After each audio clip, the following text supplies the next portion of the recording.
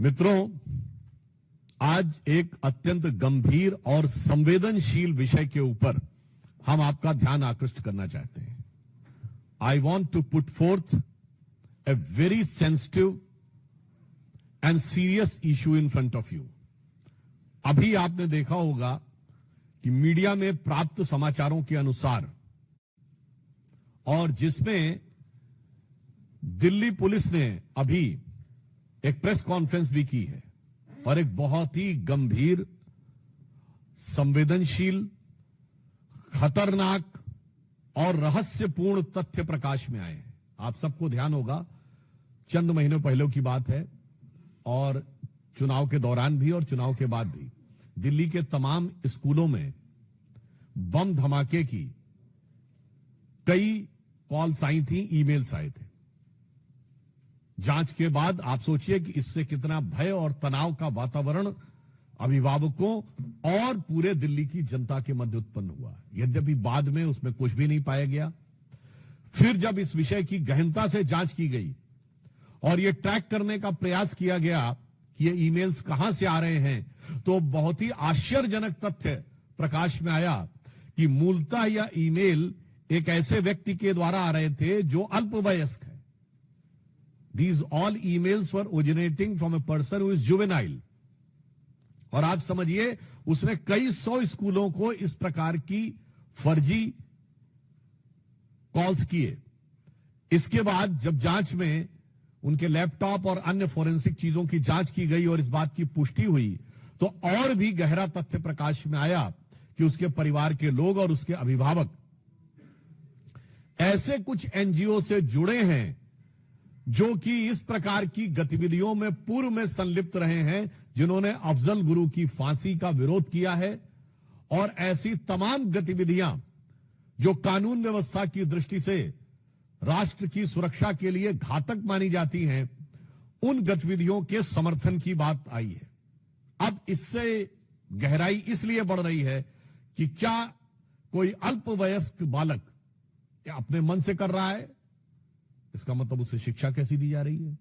दूसरा, या वो सिर्फ मोहरा है और उसके पेरेंट्स और जो पीछे के एनजीओज हैं उनकी इसमें कोई भूमिका है ताकि दिल्ली की कानून व्यवस्था को बिगाड़कर, दिल्ली के वातावरण को खराब करके, दिल्ली में भय का वातावरण उत्पन्न करके कोई राजनीतिक लाभ या अपनी राजनीतिक विचारधारा की पुष्टि की जा सके।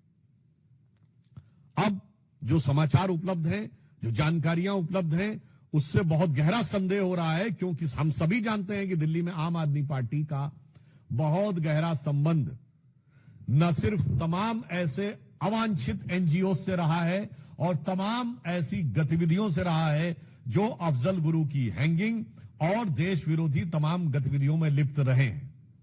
आप सभी को ध्यान होगा कि फरवरी 2015 में जो टुकड़े टुकड़े होंगे का नारा लगा था, वो अफजल गुरु की बरसी के ऊपर था और जिसकी फाइल को महीनों तक आम आदमी पार्टी ने बचा के रखा था। इसलिए अब यह रहस्य गहरा रहा है कि वो एनजीओ कौन है, वो एनजीओ के लोग कौन हैं, उनका आम आदमी पार्टी से कोई संबंध है क्या। क्योंकि यह बात हम ऐसे हवा में नहीं कह रहे।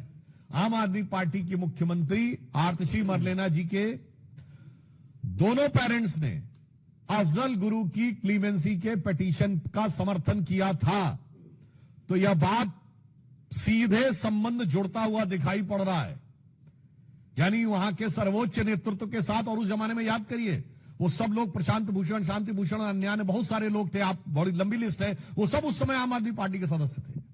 यानी आम आदमी पार्टी का एक संगठन के रूप में उनके साथ संबंध बहुत साफ दिखाई पड़ रहा था।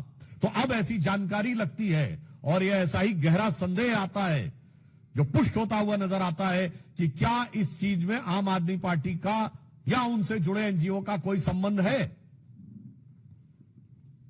केजरीवाल जी आकर तमाम बार अनाप शनाप बातें, अनर्गल मिथ्या बातें कर जाते हैं। आज उनसे मैं साफ साफ शब्दों में पूछना चाहता हूं कि आम आदमी पार्टी आकर स्पष्ट करे कि ये जो भयानक और खतरनाक तथ्य उभर के सामने आया है, इसके पीछे जो मैकेनिज्म नजर आ रहा है, चूंकि उन लोगों का सीधे वैचारिक सामने आपसे नजर आ रहा है, तो आपसे उनका क्या संबंध है।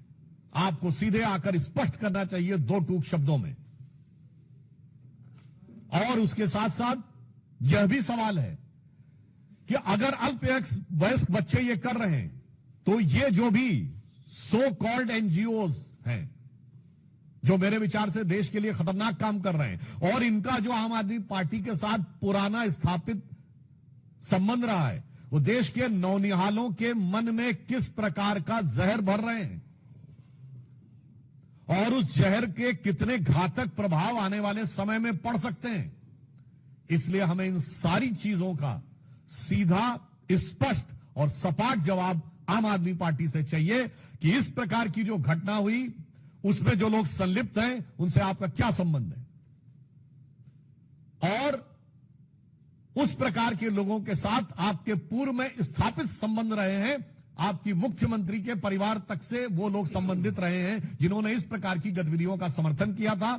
आपने टुकड़े टुकड़े का नारा लगाने वालों की, चूंकि दिल्ली में सरकार थी, तो महीनों तक आपने अदालती कार्रवाई को रोक के रखा था। इसलिए आज सीधा सवाल है, आम आदमी पार्टी का उनसे संबंध प्रतीत होता है और यह जानकारी लगती है कि उनके बीच में ऐसा संबंध है, तो उन्हें आकर इस बारे में स्पष्ट जवाब देना चाहिए। और अगर वो स्पष्ट जवाब नहीं दे रहे हैं तो फिर हमें मानना चाहिए कि संदेह उतना और गहराता है और जिसे कहा जाता है कि मौनम स्वीकृति लक्षणम।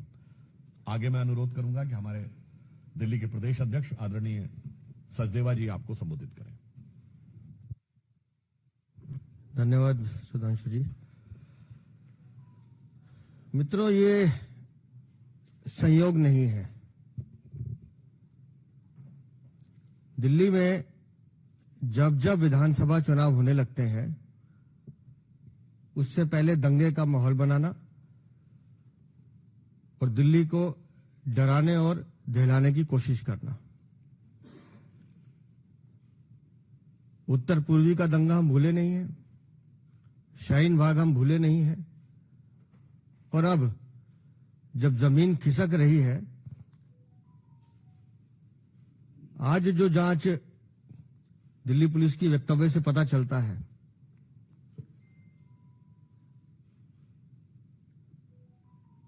जुवेनाइल को आगे कर जिस एनजीओ का नाम सामने आ रहा है और जो संबंध अफजल गुरु से मिलता हुआ दिखाई दे रहा है, मुझे ये कहने में कोई संकोच नहीं है कि कहीं ना कहीं अरविंद केजरीवाल, आम आदमी पार्टी कहीं ना कहीं इसके घेरे में है और इसके पीछे के कारण हैं। मैं बार बार कहता हूं कि दिल्ली में अवैध रोहिंग्या बांग्लादेशी बसाने का काम अरविंद केजरीवाल खुद करते हैं।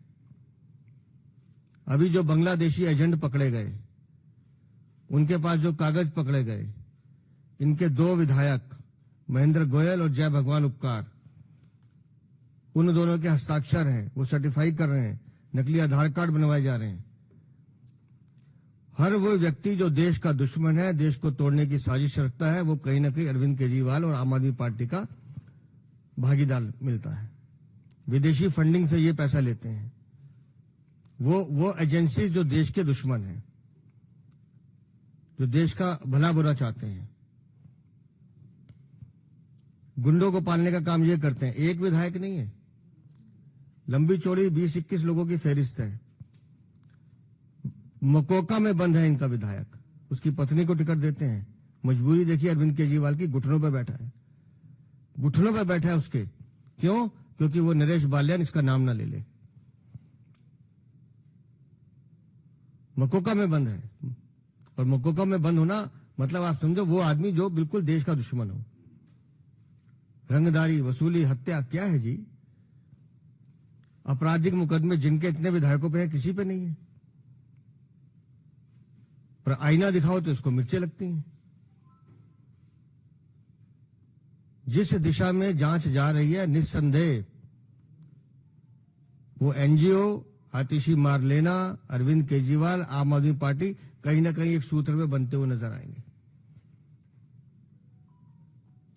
दिल्ली को दहलाने की कोशिश, 400 स्कूलों में फर्जी मेल करवाना और वो भी एक जुवेनाइल से, एक सोची समझी साजिश है। कितने लाखों लोगों को परेशान किया गया, पूरी एजेंसीज को इस काम पे लगाया गया कि किसी तरह से दिल्ली में भय का माहौल हो जाए, एक ऐसा माहौल बन जाए लोग डरें। क्यों? क्योंकि इन्हें चुनाव जीतना है। अरविंद केजरीवाल दिल्ली के नहीं, देश के भी दुश्मन हैं।